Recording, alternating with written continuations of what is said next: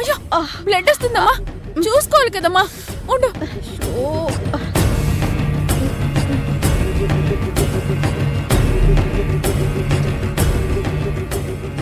ఇక కావేరి జీవితం కూడా సంతోషంగా ఉంటది.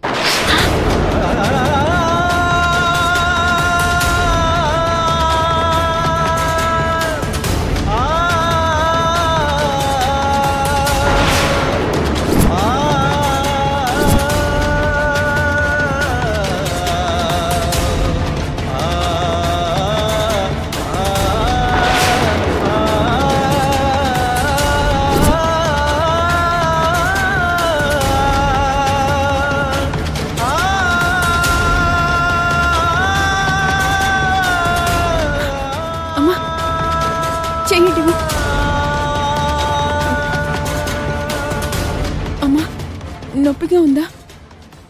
లేదు స్నేహ, నన్ను బాధ పెట్టేది ఈ నొప్పి కాదు, పాత జ్ఞాపకాలు. ఏమైందమ్మా? గతంలో ఇలాగే సూది గుచ్చుకొని రక్తం వచ్చింది. ఆ రోజే నా భర్త కావేరి మీద పెట్టుకున్న ఆశలన్నీ ఆవిరైపోయాయి. ఆ రోజే ప్రియా వచ్చి శివాని లాక్కుపోయింది. సంతోషంగా సాగుతున్న మా జీవితాలు ప్రియా వల్ల తలకిందులైపోయాయి. పంచాయతీలో పెద్ద గొడవ జరగడంతో నా భర్త చనిపోయాడు. ఇప్పుడు మళ్ళీ వేలికి సూది గుచ్చుకొని రక్తం వచ్చింది.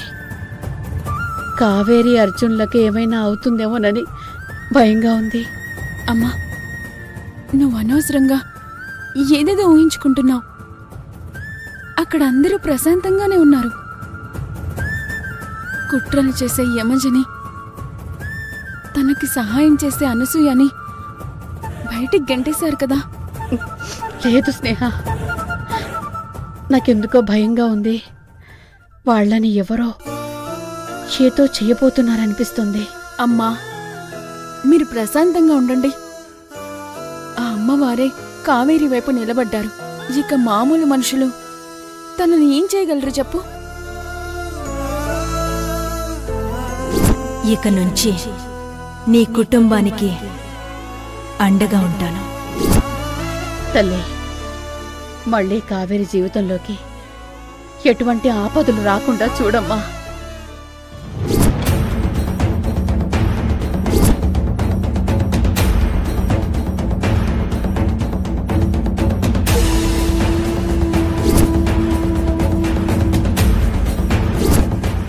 అలా వెళ్ళి గొయ్యితి.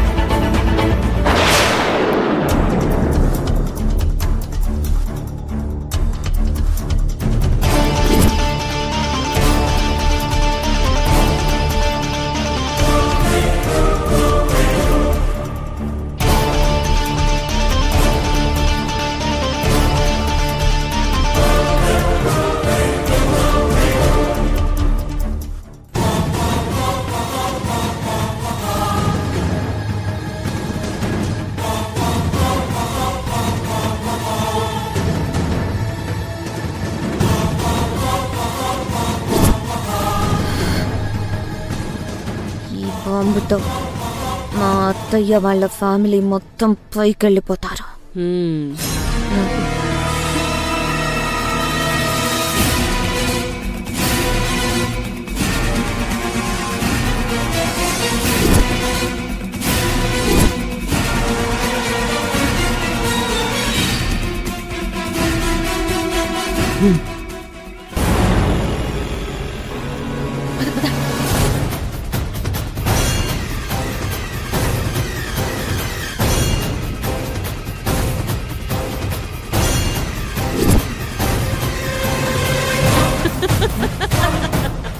ఏ ఎందుకు నవ్వుతున్నావు?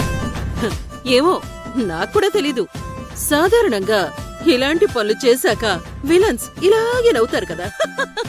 ఇంకోసారి ఇలా మాట్లాడితే ముక్కు పచ్చడి చేసేస్తాను. నాకు ముక్కల పచ్చడి తెలుసు, ఈ ముక్కు పచ్చడి ఏంటి? హలో ఇంద్రజ, వాళ్ళు బయలుదేరారా? ఇంకా లేదే మజా. బయట కార్ రెడీగా ఉంది. ఇంకా ఎవ్వరూ బయటికి రాలేదు. ఓ, ఇవన్నీ నాకెందుకు చెప్తున్నావు? నువ్వే కదా అన్నీ జాగ్రత్తగా గమనించమన్నావు.